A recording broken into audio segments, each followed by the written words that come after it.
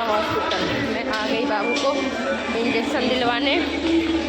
मेरे बाबू को लग गया इंजेक्शन। आज मुझे नरेला आना पड़ा क्योंकि जो मेरा वो वाला हॉस्पिटल था वहाँ पे इंजेक्शन ख़त्म हो गए थे, तो हमें यहाँ पे आना पड़ा। बार आई हूँ इस हॉस्पिटल में, पहली बार आई हूँ। लग गया मेरे बाबू को इंजेक्शन, अभी एक बाकी है, वो भी लग जाएगा। हॉस्पिटल आए थे हम।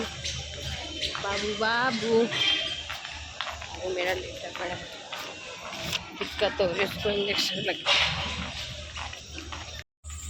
अब हम घर जा रहे हैं, आदित्य स्कूल गया।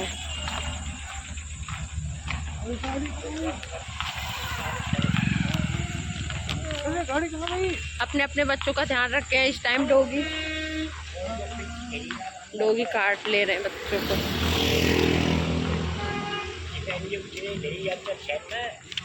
चलो ठीक है, बाय बाय गाइस। अब हम घर जाके मिलते हैं आपको।